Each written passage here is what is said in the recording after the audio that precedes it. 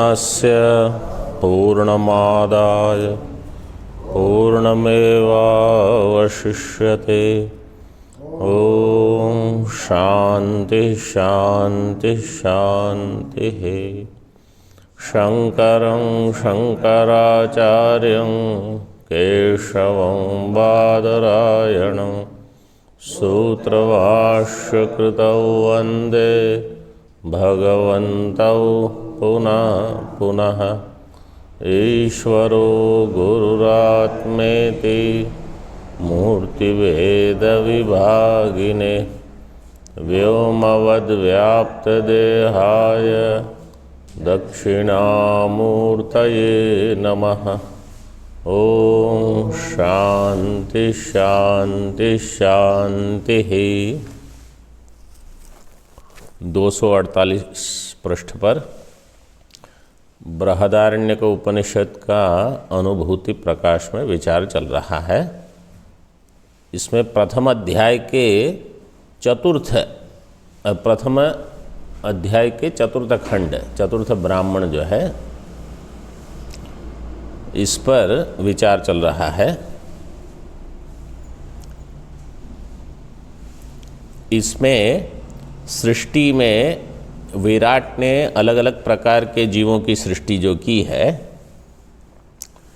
अलग अलग शरीर, जैसे पशु आदि शरीर, देवता आदि, और उसके बाद उनके भोग्य वस्तु।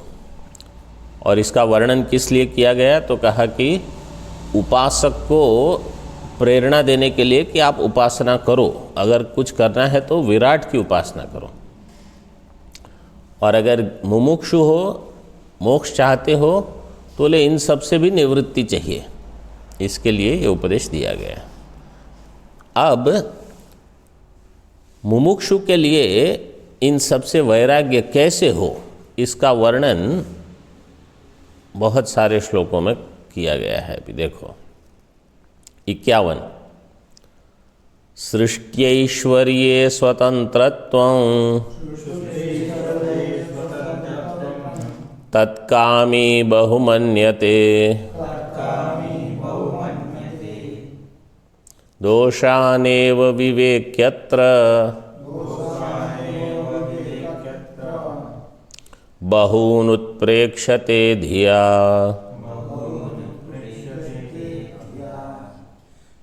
सृष्ट्यैश्वर्ये स्वतंत्रत्वं तत्कामी बहुमन्यते।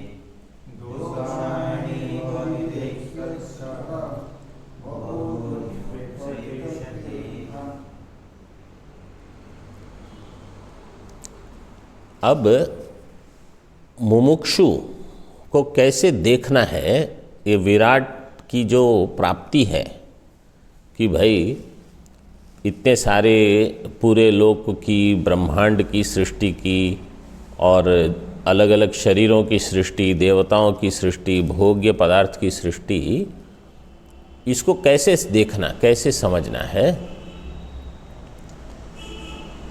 सृष्ट्यैश्वर्ये स्वतंत्रत्वं तत्कामी बहुमन्यते। सृष्टि के ऐश्वर्य में स्वातंत्र्य, तत्कामी, जो सृष्टिकामी है या स्वातंत्र्य कामी है, किसमें? सृष्टि आदि कार्य में, ऐश्वर्य में, वो इसको बहुत बड़ा मानता है। उसको लगता है कि अरे कितना बढ़िया है। कैसे, मैं आपको समझाता हूँ। देखो, जैसे महात्माओं का दृष्टांत देता हूँ। सामान्य दृष्टांत तो आप जानते ही हो। मतलब कहीं अगर आपको कहा जाए कि सारे निर्णय करने में आप स्वतंत्र हो, तो आपको कैसा लगेगा? बहुत अच्छा लगेगा। आपको लगेगा देखो मैं यहाँ का राजा, जो मैं चाहूँ वही होगा। ये स्वातंत्र्य की कामना सबको होती है। मैं कहूँ यहाँ मकान बना दो, वो बनाएंगे, पैसा अगर हो तो।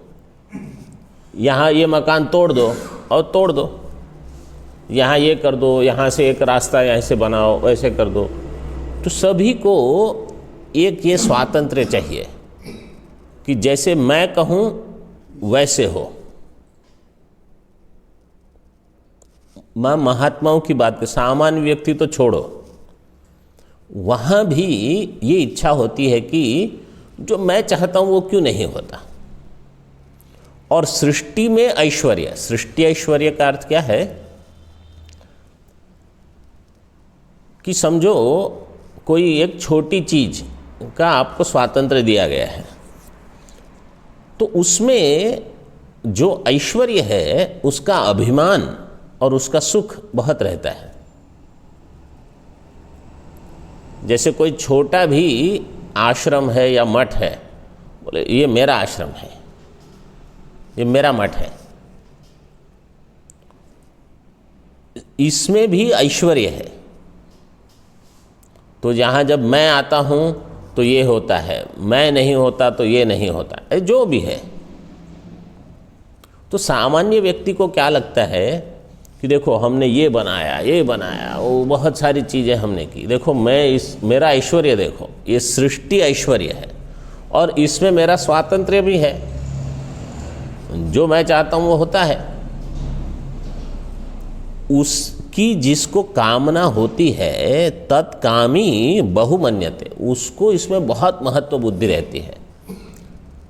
मतलब लोग थोड़ा अध्ययन करने के बाद यही सोचते रहते हैं कि अब मैं जो कहूँ वो हो, जो मैं चाहूँ वो हो। क्यों?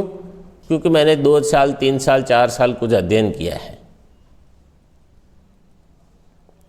तो अब हम वहाँ प्रवचन देंगे, यहाँ प्रवचन देंगे, कथा करेंगे, जो भी करेंगे, और हमारी एक अपनी गाड़ी हो।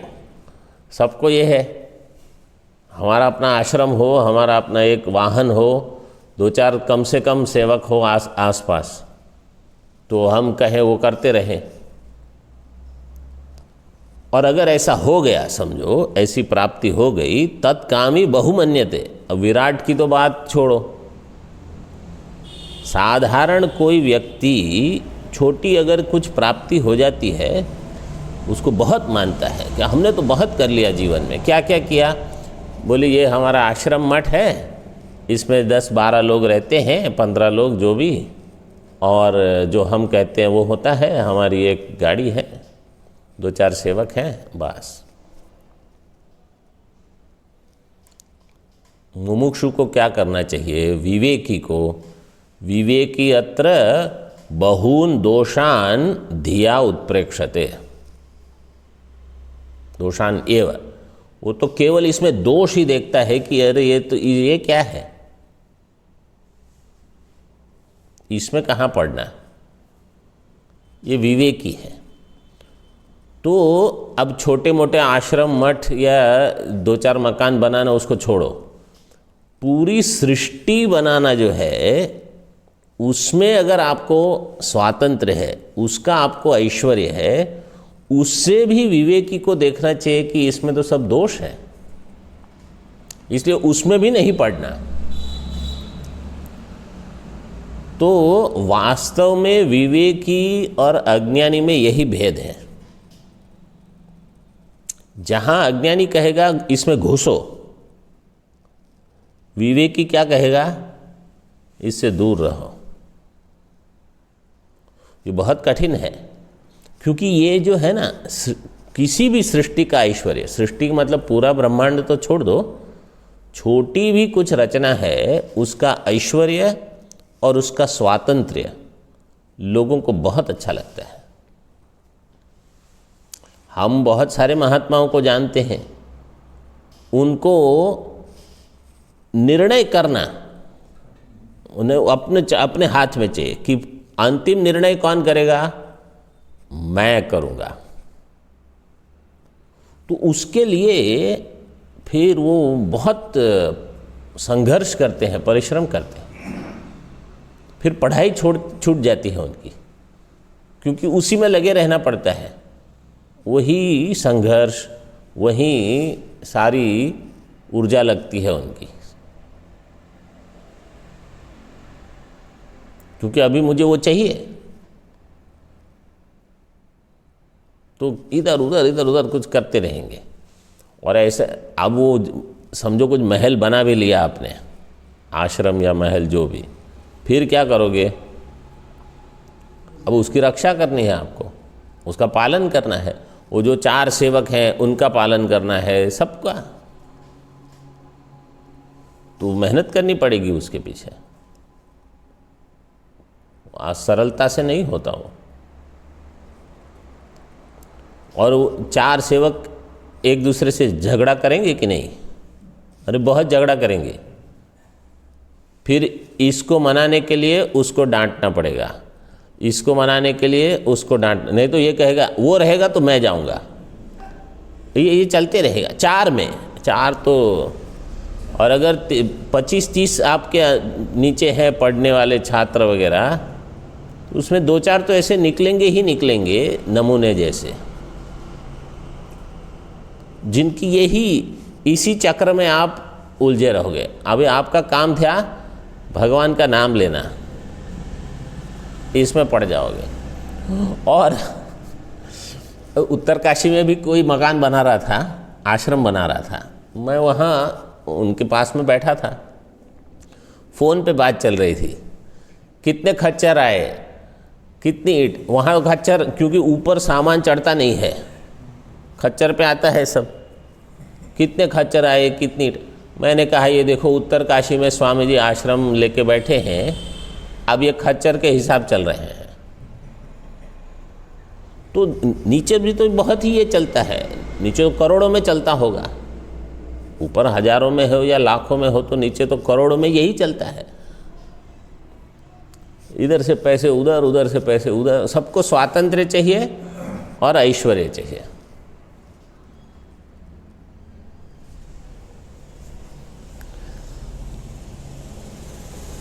कोई भी बड़ा कार्यक्रम समाप्त हो उसके बाद केवल एक ही प्रश्न, कितने पैसे आए? अब वो क्या इसके लिए किया है सब? दोषान, ये दोष अभी तो और वर्णन देखो, यहाँ जो दोष बताए हैं ना, इससे हमको इतनी समझ नहीं बनेगी, इसलिए मुझे थोड़े लौकिक दृष्टांत देने पड़े। दोषान एव विवेकी अत्र बहून उत्प्रेक्षते धिया, धिया अपनी बुद्धि के द्वारा बहुत उसका आलोचन करता है, उसको इधर उधर से समझता है कि अच्छा ये हो रहा है। तो दूसरा एक क्या है, एक न्याय है, स्थाली पुलाक न्याय, स्थाली पुलाक न्याय करके एक न्याय है। जैसे आप चावल पकाते हो बर्तन में गर्म पानी में डाल के, तो हर एक चावल पक गया कि नहीं वो आप नहीं देखते। एक दो पक गए तो आपको समझ में आता है सारे चावल पक गए हैं। तो इसी प्रकार अभी आप किसी को देखो कि अच्छा, एक बार आपने देखा ये फ़ोन पे किसी से कुछ लेन देन की बात कर रहे हैं, किसी और समय गए आपने देखा ये फ़ोन पे कुछ झगड़ा चल रहा है, आपको समझ में आ गया। ये हमेशा इनका यही चलते रहता है, कभी ये कभी वो, कभी कुछ कभी कुछ। एक जैसे चावल इतने हैं, आप 1-2 चावल से आपको पता चल जाता है कि बाकी सबकी परिस्थिति क्या होगी। इसी प्रकार ये 1-2 किस्से आपने देख लिए, आपको समझ में आ जाता है कि लगभग यही चलता है यहाँ। ये है विवेक। विवेक केवल चावल पकाने के समय नहीं चाहिए, जीवन में चाहिए आपको।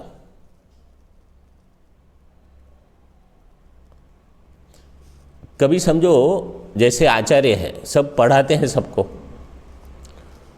जो श्रेष्ठ विद्यार्थी हो, समझो 50 विद्यार्थी हैं, 2-3 श्रेष्ठ विद्यार्थी होंगे, उनको अगर पूछना है कि आपको समझ में आया कि नहीं, या किसी को समझ में आया कि नहीं, पहले उनको 2-3 को पूछ लेंगे।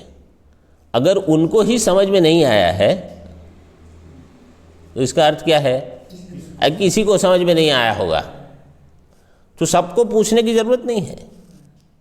ये ऐसे उनको समझ में आ जाता है कि चल क्या रहा है।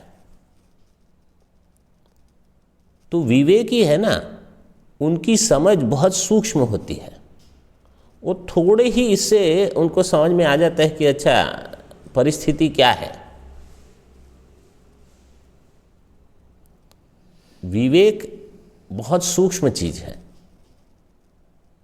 जल्दी पकड़ लेना चाहिए आपको कि हो क्या रहा है, किस गति में यहाँ से सब क्रिया चल रही है। ऐसे टीका में देखो, उक्तार्थम उपवादयति सृष्ट्यैश्वर्येति तत्कामी, सृष्ट्यैश्वर्य स्वातंत्र्य कामी। सृष्ट्यैश्वर्य में जो स्वातंत्र्य है उसकी जिसको कामना है वो तो इसको बहुत मानता है।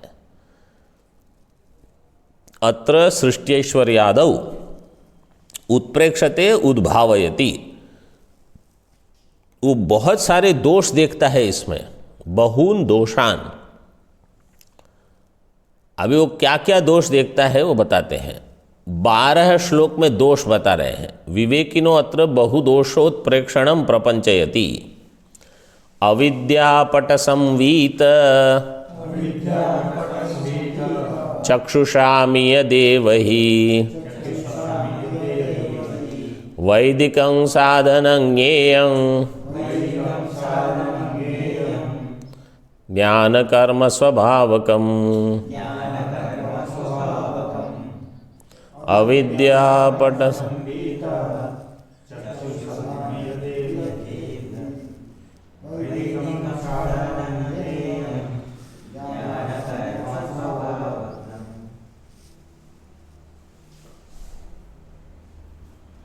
अविद्यापट संवीत, अविद्या संवीत, हाँ दीर्घ है। अविद्या के द्वारा जिसका, अविद्या पट, पट मतलब कपड़ा, अविद्या कपड़े के द्वारा जिसकी आंखें ढक गई है, जिसकी समझ आवृत हो गई है। संवीत का अर्थ है आच्छादितम, टीका में दिया है। इयदेव ही, इयद इतना ही,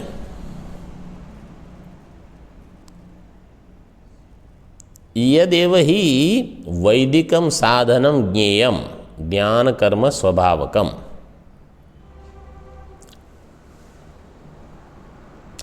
मतलब विवेकी क्या देखता है कि देखो, अविद्या के द्वारा जिसकी आंखों पर कपड़ा पड़ गया है, उनका वैदिक साधनों से, वैदिक साधन मतलब कर्म उपासना, कर्म उपासना के द्वारा इनको केवल इतनी ही समझ बनी है। इतना जो साधन भजन किया है, इतनी उपासना की है, ये इनकी इतनी ही समझ है। और वो इस ऐश्वर्य में, इस स्वातंत्र्य में सुख देखते हैं। इनकी इसमें महत्व बुद्धि है। मतलब ये आगे पहुंच नहीं पाए, ये यहीं अटक गए। इसी को जिसने अधिक मान लिया वो आगे कैसे जाएगा। ज्ञान कर्म स्वभावकम वैदिकम साधनम ज्ञेयम। ज्ञान और कर्म का अर्थ है उपासना और कर्म। उपासना और कर्म स्वभाव वाला ये जो साधन है, वैदिक साधन, उसकी प्राप्ति इयद एव ही ज्ञेयम। इयत मतलब इतनी ही, इतना ही मिलेगा आपको। मतलब आप ऐश्वर्य में खुश हो जाओगे। अब मैं क्या दृष्टांत दूँ आपको। समझो कोई महात्मा है महात्मा का दृष्टांत इसलिए देता हूँ क्योंकि हम लोग महात्मा है यहाँ गृहस्थों के दृष्टांत देके क्या लाभ है। सब जो अध्ययन करने वाले हैं वो अगर महात्मा है, उनके दृष्टांत से वहाँ भी आप फिर व्याप्ति लगा लेना। तो समझो कोई भंडारे में जाता है और 50 रुपये 100 रुपये से ही धन्योस्मि कृतकृत्योस्मि ऐसे मान लेता है। बोले बस इतनी ही इनको समझ आई है अभी कि इसी में ये तृप्त हो गए। बहुत मतलब बहुत छोटी चीज में हमको लगता है कि सब हो गया, हमारा तृप्त हो गए, तो ऐसा नहीं होना चाहिए।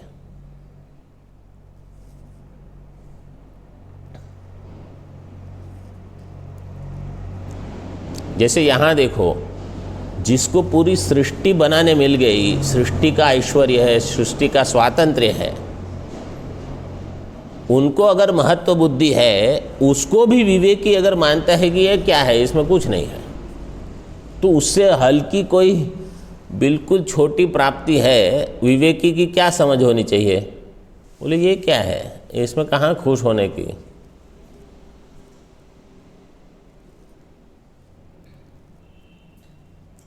विवेकिनो अत्र बहुदोषोत्प्रेक्षणम प्रपंचयति। विवेकी के जो यहाँ बहुत सारे जो दोष देखते हैं, उत्प्रेक्षणम मतलब उसका ज्ञान, उसकी समझ जो उसने उद्भावन किया है, उसका यहाँ विस्तार करते हैं। प्रपंचयति अविद्या इत्यादि ना 12 के न, अविद्या इस श्लोक के द्वारा 12 श्लोक। अविद्या पटेन सम आच्छादितम चक्षुर्येषाम तेषाम इत्यर्थः। अविद्या पट के द्वारा जिसकी आँखें समझो आच्छादित हो गई है, संवीतम का अर्थ है आच्छादितम, चक्षु येषाम, उनकी समझ इतनी ही होगी। अब उसमें वैदिक साधन क्या है उसको बताते हैं। तच्च कर्त्रादिसापेक्षं विरञ्चत्यन्तफलप्रदं जन्मादिविक्रिया षट्क युतं सातिशयं जडम् तच्च कर्त्रादिसापेक्षं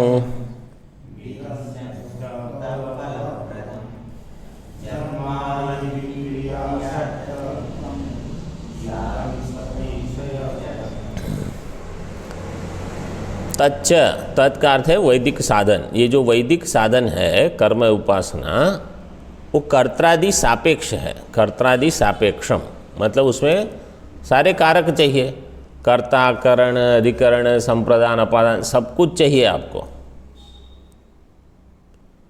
और उसका फल क्या होगा? विरंच्यंत फलप्रदम। विरंची मतलब ब्रह्मा की पदवी अंत में मिलेगी, हिरण्यगर्भ पद प्राप्ति होगी, वहाँ तक आपको ये ले जाएगा। वहाँ भी जन्मादि विक्रिया षट्कयुतम ये दोष रहेगा। वहाँ भी जायते, अस्ति, वर्धते, विपरिणमते, अपक्षीयते, विनश्यति, ये सारे दोष रहेंगे। जन्मादि षट्क क्रिया। सातिशयत्व रहेगा। सातिशयत्व क्या है कि आपसे अगर अधिक और किसी को मिल गया तो आपको दुख होगा, और इसके आनंद में भी ऊपर नीचे होते रहेगा। आज बहुत प्रसन्न है, कल थोड़े डाउन है। फिर जैसे हम सब का क्या होता है, ऊपर नीचे बहुत होता है। अरे आज तो बहुत खुश है, और कल इतना मज़ा नहीं था, ऐसे। तो ये है सातिशय। और जड़म में क्या है, ये जो फल प्राप्ति है उसमें मैं चैतन्य मात्र हूँ, ये ज्ञान नहीं है। कुछ न कुछ जड़ का अंश वहाँ मिला हुआ है। या तो ये समझ होगी कि मैं जड़ हूँ, या तो जड़ से मिश्रित चैतन्य हूँ। ऐसे जैसे अभी अगर मैं मानता हूँ मैं शरीर हूँ तो मैं जड़ हूँ, क्योंकि शरीर जड़ है। और मैं मानता हूँ नहीं, मैं शरीर वाला हूँ, मतलब जड़ मिश्रित चैतन्य। जड़ शरीर है, शरीर वाला मैं हूँ। मतलब बिना शरीर के मेरी पहचान क्या है? तो मुझे भय लगता है कि अरे बिना शरीर के मेरा क्या होगा।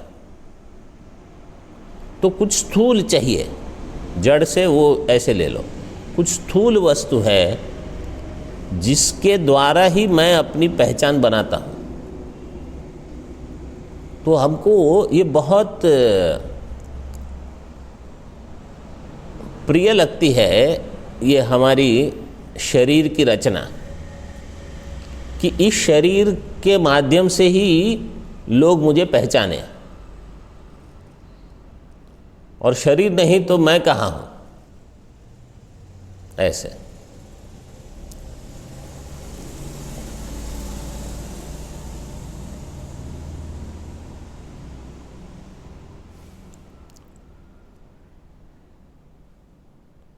जन्मादि विक्रिया षट्कयुतम युतत्वम जड़त्वम च फलगतम साधन आरोपितम। ये आरोपित किया गया है, वैदिक साधन में ये सब रहेगा। फलगतम साधनम होना चाहिए टीका में, साधनम आरोपितम, ऐसे। साधन नपुंसक लिंग में है, साधनम आरोपितम। अब और भी दुख बताते हैं, ये थोड़े अलग प्रकार के दुख हैं। दुखानि च विचित्राणि सन्त्येव बहुजन्मसु अनेक क्लेशयुक्तेन दुर्लभं तपसा विना।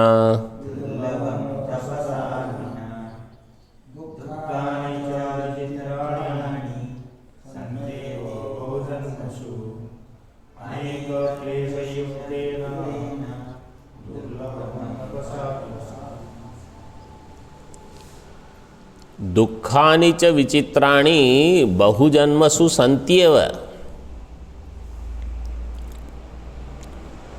अनेक जन्म में बहुत सारे दुख झेल झेल कर उपासना कर्म करते करते करते अनेक क्लेश युक्तेन तपसा विना दुर्लभम, बहुत सारे क्लेश कष्ट को उठाकर बहुत तपश्चर्या के बिना विराट का पद मिलना दुर्लभ है। कोई ऐसे विराट नहीं बन सकता। वो बहुत दुख होते हैं। दुखानि च विचित्राणि सन्त्येव बहुजन्मसु।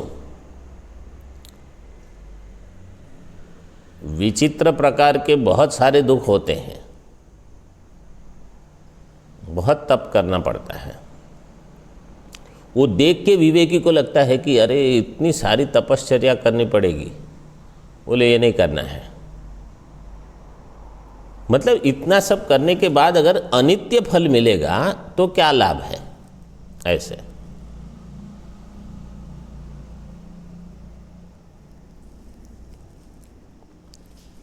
टीका में देखो, दुर्लभम इति अस्य ज्ञान कर्म लक्षणम वैदिकम साधनम इति शेषः।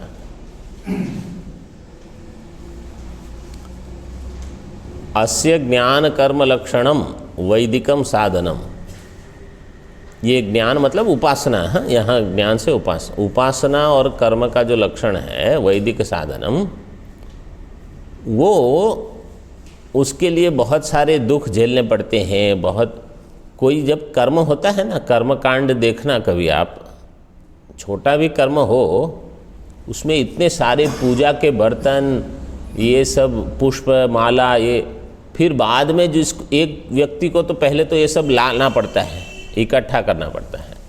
वो गंधन चंदन पुष्प ये वो और अलग अलग प्रकार की आरती वगैरह करते हैं, वो सब इकट्ठा करना पड़ता है, नैवेद्य रखना पड़ता है।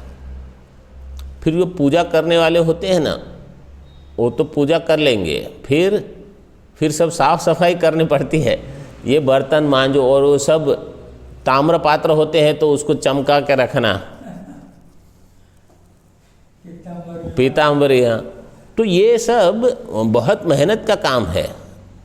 केवल छोटे, इसमें बड़ा याग होता है ना जिसमें अग्नि कार्य वगैरह बहुत सारे करते हैं। ओहो, बहुत सारी चीज़ें चाहिए, और ये लाओ वो लाओ।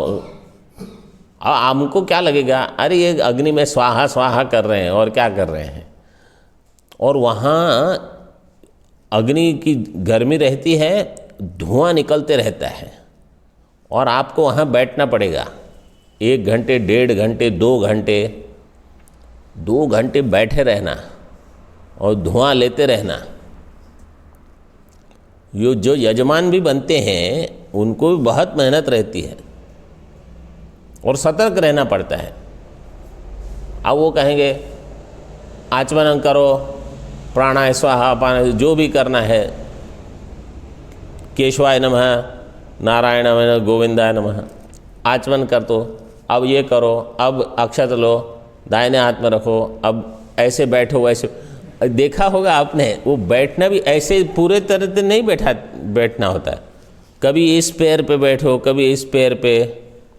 वो जिसका विवाह होता है उनको भी ऐसे करवाते हैं, सब गृहस्थों को भी देखा होगा। अब खड़े होके वहाँ जाके ये करके आओ, वहाँ सूर्य नारायण को देखो, फिर आ जाओ, फिर अब ये करो, उनको नमस्कार। और कितने लोगों को नमस्कार करना पड़ता है, और जिनका बड़ा परिवार होता है हर एक सबको इसको नमस्कार करो, वो तो नमस्कार करते करते उनकी कमर रह जाएगी। छोटी छोटी चीज़ मैं बता रहा हूँ, ये तो अनेक क्लेश और बहुत तपश्चर्या, तब कोई विराट बनता है। कथंचित साधितेप्यस्मिन् परानंद घनम प्रभुम अंतर्भाव्य विराट पिंडे स्थातव्यं हि जुगुप्सिते।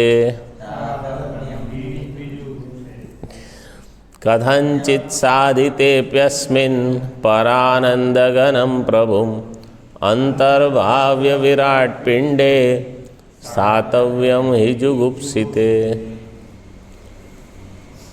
चलो कैसे भी कोई विराट बन भी गया, कथंचित साधिते अपि, मतलब इतनी मेहनत करके अनेक जन्म की तपश्चर्या के बाद आप विराट बन भी गए, तो भी आपकी समझ क्या होगी कि ये जो परानंद घन प्रभु परमात्मा है, परानंद घनम प्रभुम विराट पिंडे अंतर्भाव्य, विराट पिंडे जुगुप्सिते अंतर्भाव्य ही स्थातव्यम। विराट को कहाँ देखना है? अंतर्भाव्य, अपने हृदय में। नहीं, विराट को नहीं, परमात्मा को कहाँ देखना है? अपने हृदय में। किसके हृदय में? विराट के हृदय में। तो विराट बनने के बाद भी परमात्मानंद परानंद घनम प्रभु जो है उनको विराट पिंड में देखना है। विराट पिंड कैसा है? जुगुप्सित। जुगुप्सित मतलब निंदनीय, क्योंकि उसमें भी सब कूड़ा कचड़ा भरा है ना। अब जैसे एक शरीर में गंदगी होती है तो समष्टि में सब कुछ है। इतना कचरा जमा होता है और जलाना पड़ता है, फिर सब जलाते हैं, क्योंकि यहाँ कोई कहीं लेके कहीं इकट्ठा करने की तो जगह ही नहीं, सब जलाते रहो बस। अंतर्भाव्य। तो कोई कहेगा इसमें बुरा क्या है? बुरा ये है कि आप परमात्मा को अंदर और बाहर दोनों नहीं देख रहे हो अभी, ये आपत्ति है। कोई कहेगा विराट के बाहर क्या हो सकता है? तो विराट में तो सब कुछ आ गया। विराट के बाहर अव्यक्त सृष्टि है। जो व्यक्त है वो तो विराट में आ गई, अव्यक्त है वो विराट के बाहर है। और परमात्मा में सब कुछ है ना। विराट में हम सब कुछ मानते हैं स्थूल है, लेकिन सूक्ष्म विराट के बाहर है जो अव्यक्त है, कारण भी विराट के बाहर ही है। टीका में देखो, कश्चिन, कथनचित का अर्थ है कथनचित महता कष्टेन तपसा इत्यर्थ। बहुत कष्ट करके, तप करके कुछ प्राप्त कर भी लिया। जैसे स्कूल के, कॉलेज के विद्यार्थी होते हैं ना, 4 साल पढ़ाई करनी होती है, बहुत मेहनत करते हैं। इंजीनियरिंग वगैरह वाले, मेडिसिन, उनको क्या पहले से पता होता है 4 साल अगर बहुत मेहनत करेंगे, इसके बाद अच्छी नौकरी मिल जाएगी, पूरा जीवन बस हो जाएगा। कोई सोचता है बस 4 साल में क्या होगा, मैं और 2 साल पढ़ूंगा, विदेश जाऊंगा, तो और फिर 2 साल मेहनत कर ली, फिर पूरा जीवन। कोई कहेगा नहीं नहीं नहीं, उसके बाद और कुछ करेंगे तो और सरलता हो जाएगी। ऐसे ऐसे मतलब मेहनत करनी पड़ती है। लेकिन मेहनत करने के बाद भी अभी आप देखोगे, अच्छा मुझे तो इतना मिलता है, तुमको कितना मिलता है, वो उसको ज़्यादा मिलता है। और तुम्हारे नीचे कितने लोग काम करते हैं, तो मेरे नीचे कितने, बस यही चलते हैं। और उनके घर भी जाएंगे मिलने को, समझो मित्र है, उनके घर जाएंगे तो मित्र को मिलने का आनंद नहीं होता। इसके घर में क्या है, इनकी गाड़ी कैसी है, इनका घर कितना बड़ा है, इनका ये क्या है, इनका वो क्या है। अच्छा, सब कुछ आप समझो आपका अच्छा है, इसकी संतान कैसी है और मेरी संतान कैसी है। बोले मेरी संतान तो राक्षस जैसी है। उसका दुख होगा। इसके लड़के देखो कितने संस्कारी हैं, गीता के श्लोक बोल देते हैं, और हमारे देखो सुबह उठते नहीं हैं, रात को पता नहीं कहाँ जाते हैं, ऐसे, तो उसका भी दुख होता है। केवल बढ़िया घर होना, गाड़ी होनी, इससे समाप्ति नहीं हो जाती। ये बहुत, ये सब में यही देखते रहते हैं वो। तो दुखी होना जिसके प्रारब्ध में होता है ना, उनको सब मिलता है तो भी दुखी हो सकते हैं वो, ऐसे हैं। अब क्या बताएं, ये सब विवेकी को ये सब जल्दी समझ में आ जाना चाहिए कि ये देखो इसकी कहानी क्या है। कहानी मतलब स्टोरी।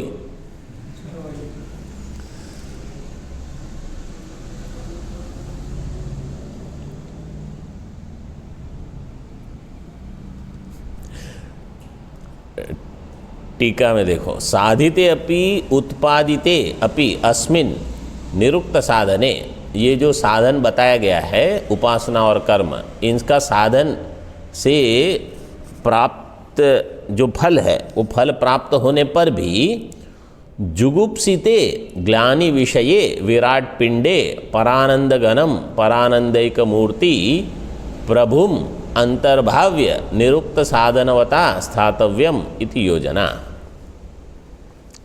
जुगुप्सिते का अर्थ किया ग्लानि विषय, जो विषय ग्लानि का विषय है, मतलब निंदा करने के योग्य है,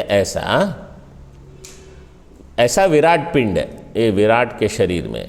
परानंद घनम, इसका अर्थ है परानंदैक मूर्ति, मूर्तिम प्रभुम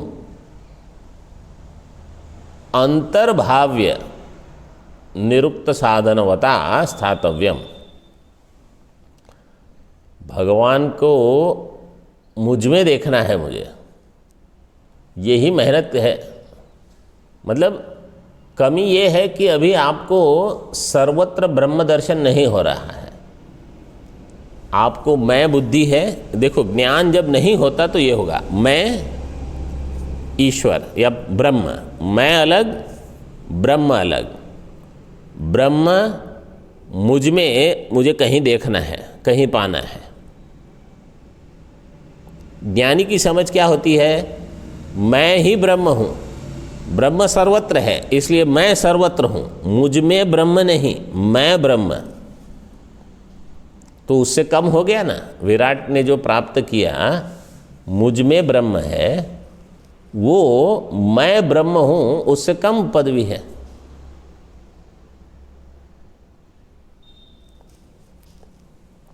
जैसे समझो कोई कहता है ये प्रधानमंत्री जो है ना ये हमारे मित्र हैं, उनका सुख कितना होगा प्रधानमंत्री के मित्र का, ठीक है। अब समझो और कोई व्यक्ति है, वो क्या कहेंगे, ये जो प्रधानमंत्री है ना वो हमारे मित्र है ना, उसके एक मित्र है, उसका मैं मित्र हूँ, तो मित्र के मित्र के मित्र जो है वो प्रधानमंत्री है, तो उनका सुख कम हो गया ना ऐसे।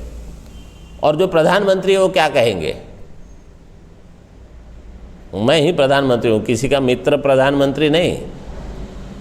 तो ब्रह्म एक है, मुझ में ब्रह्म वो नीचे है।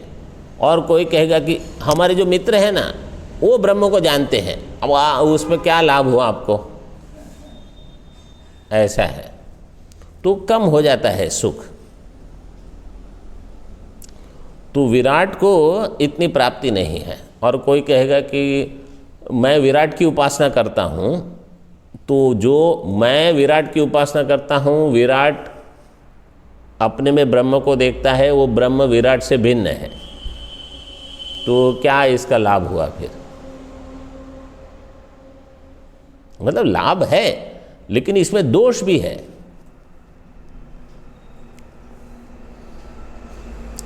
लोग बड़े बड़े मूवी स्टार के साथ अपना फोटो खिंचवाते हैं और दिखाते भी हैं कभी कभी, स्वामी जी मैं इनको मिला हूँ।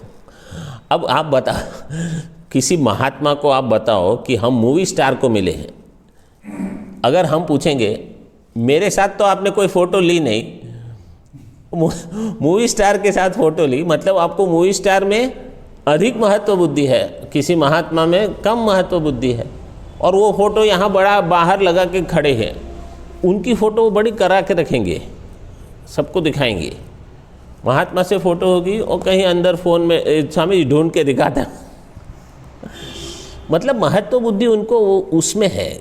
इसको कहते हैं, अभी क्या, मैं हिंदी में तो मुझे शब्द पता नहीं इसका, अब बहुत ये सब चमक दमक जिसको कहते हैं ना, उसका आकर्षण इनको रहता है। ये महात्मा क्या गेरू पहनते हैं, ग्लैमर ग्लैमर, तो उनको ये सब चाहिए, उसका उनको बहुत आकर्षण रहता है। और ये क्या, ये सब साधु महात्मा लोग ऐसे गेरू वगैरह पहन के, टोपी वोपी पहन के बैठे हैं, इनके साथ क्या? तो इनसे आपको पता चल जाता है कि इनकी महत्व बुद्धि कहाँ है, जो किसको अधिक महत्व देते हैं। अब वो रजोगुणी तमोगुणी होते हैं, उनको महत्व दिया, और जो सत्वगुण है उसको कम महत्व दिया। इसका अर्थ क्या है, आप जीवन में रजोगुण तमोगुण के पीछे पड़े हो, सत्वगुण के पीछे नहीं। स्पष्ट हो गया।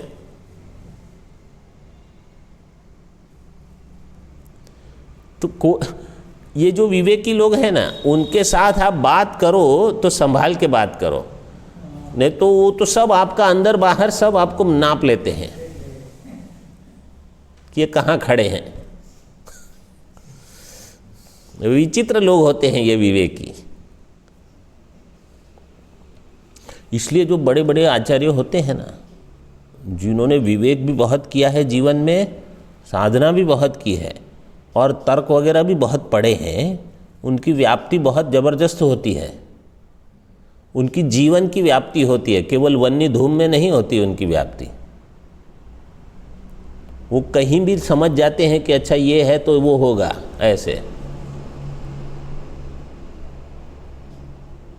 और ऐसे ही लोग भगवान को बहुत प्रिय होते हैं, जो विवेकी होते हैं।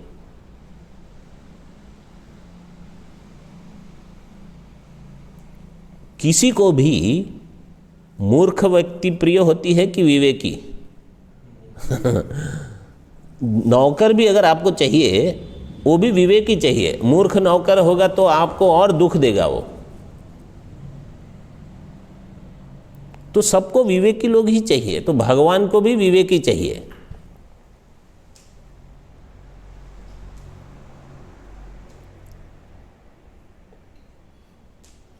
आगे देखो,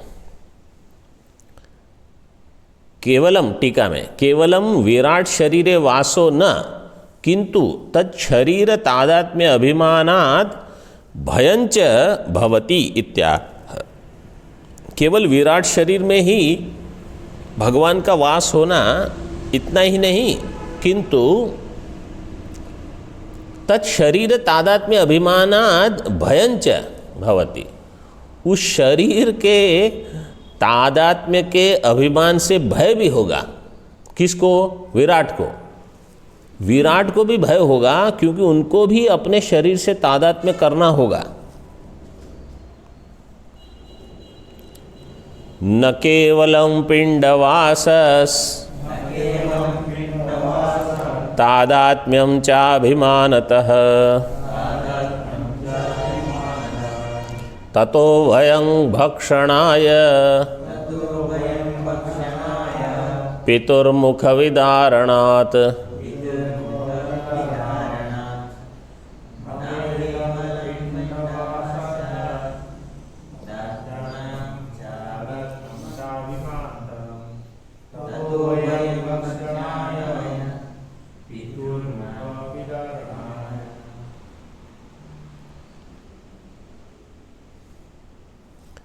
न केवलम पिंडवासः, केवल शरीर में ही वास करना इतना ही नहीं, उसके साथ अभिमानतः तादात्म्य भी करना पड़ेगा।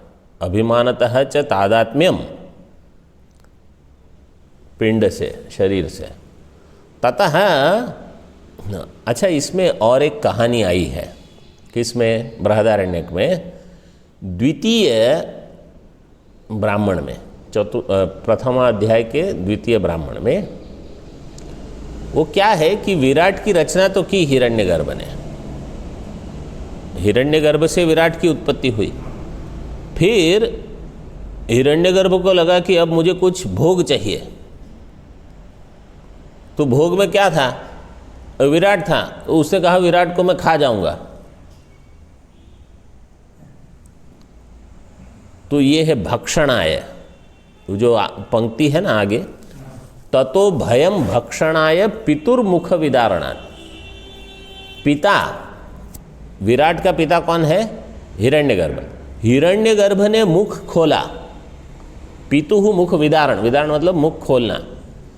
पिता के मुख खोलने से, किसके लिए मुख खोला? भक्षणाय, उसको भय हुआ विराट को। विराट भागा भाण करके, ऐसे बताया है वहाँ।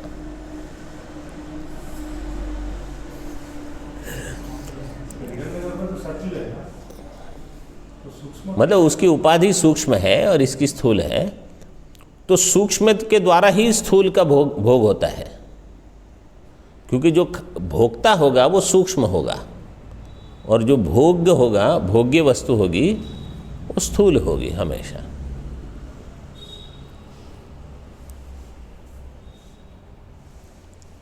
अब यहाँ क्या कहा है? पिता के द्वारा पुत्र का भक्षण। इसको समझना कैसे है कि हिरण्यगर्भ को एक न एक समय पूरी स्थूल सृष्टि को निगल जाना है। एक समय आएगा जब हिरण्यगर्भ, जो कि सूक्ष्म उपाधि वाला है, वो स्थूल का भक्षण कर लेगा। जैसे स्थूल को बाहर निकाला, व्यक्त किया, ऐसे ही अव्यक्त भी कर देगा, बस वही है।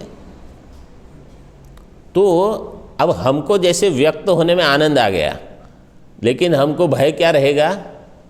एक दिन मेरी अभिव्यक्ति चली जाएगी। अब मैं अभी जो इस रूप में हूँ, इस नाम में हूँ, नाम रूप वाला मैं नहीं रहूँगा, यही भय है।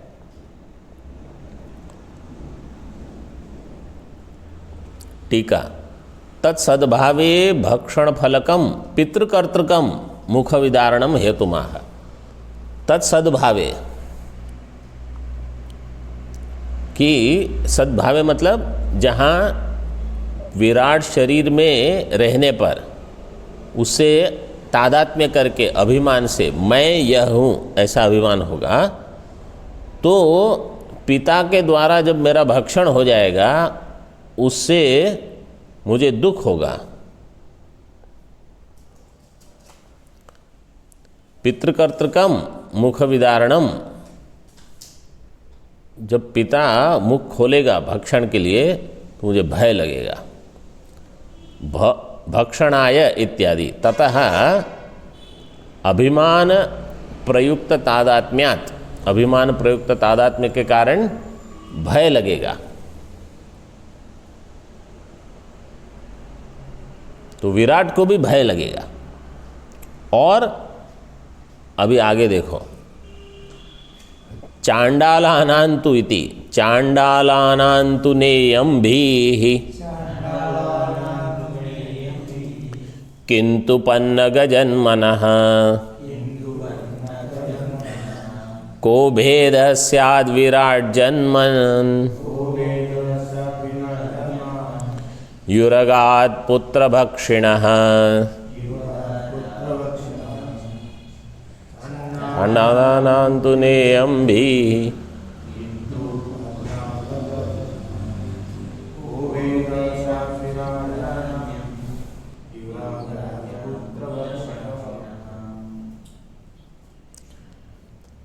यहाँ क्या कहा देखो, विद्यारण्य स्वामी जी कहते हैं चांडाल को भी ऐसा भय नहीं होता कि मेरा पिता मुझे खा लेगा।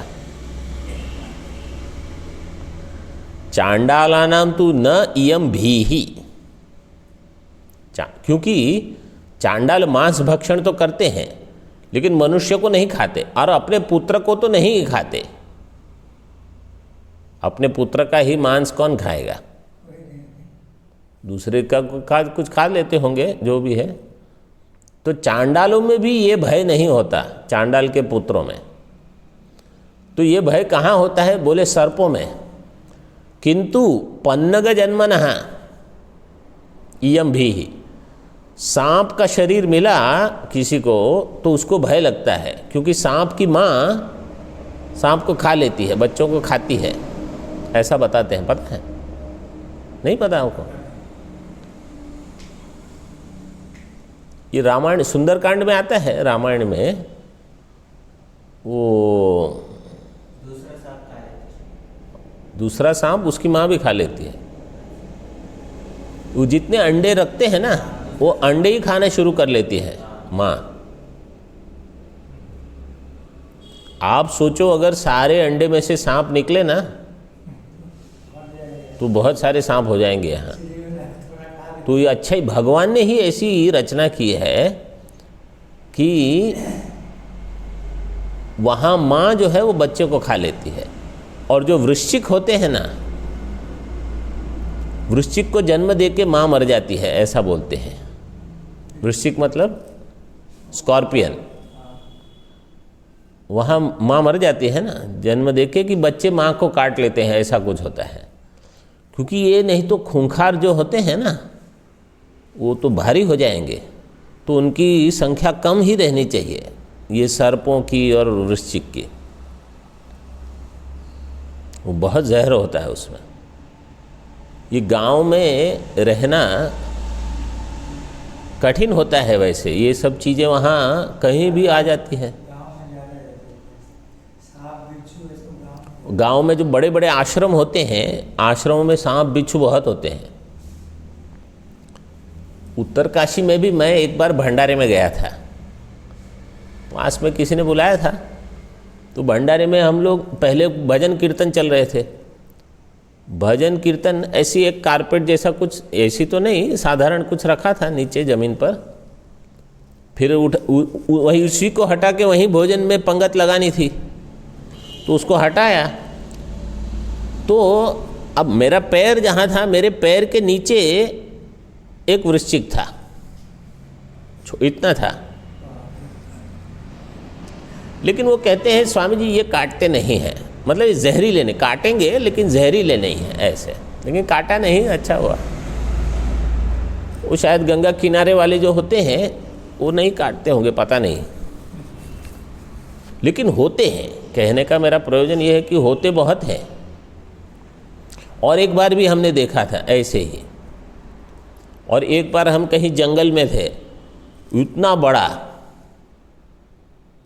वो तो शायद जहरीला ही होगा, वो तो केवल देख के आपको दूर से चलना है बस। और सांप तो हमारे यहाँ भी होते ही हैं। तो सांप की योनि में जन्म हुआ तो पुत्र को पिता से भय होता है। तो यहाँ कहते हैं को भेद स्याद विराट जन्मनि उरगात, इसकी संधि विच्छेद ऐसे करना है, विराट जन्मनि उरगात, लेकिन श्लोक बोलने के समय विराट जन्मन युरगात। विराट जन्मनि उरगात पुत्र भक्षिणः, उरग मतलब सांप। सांप जो है उसको भी पिता से भय होता है कि खा लेंगे, पिता या माता जो भी है, और विराट को भी पिता से भय होता है। तो बोले कहाँ भेद, विराट और सांप दोनों बराबर ही हो गए। ऐसे यहाँ टीका में दिया है।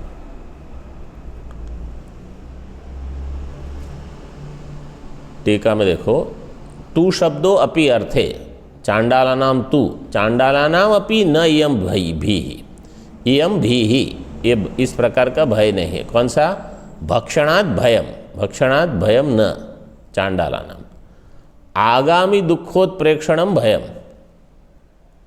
लेकिन आगामी दुख को देख के भय हो सकता है ऐसे। पन्नग जन्मनः सर्पस्य, सांप को तो भय हो सकता है। पुत्र भक्षिणः, पुत्र भक्षकात, जो पुत्र का भी भक्षण कर लेगा उनसे भय हो सकता है। यहाँ तक रखते हैं। ओम पूर्णमदः पूर्णमिदं पूर्णात् पूर्णमुदच्यते पूर्णस्य पूर्णमादाय पूर्णमेवावशिष्यते। ओम शांति शांति शांति। शंकरं शंकराचार्यं केशवं बादरायणं सूत्रभाष्यकृतौ वन्दे भगवन्तौ पुनः पुनः। ईश्वरो गुरुरात्मेति मूर्तिभेदविभागिने व्योमवद्व्याप्तदेहाय दक्षिणामूर्तये नमः। ओम शांति शांति शांति।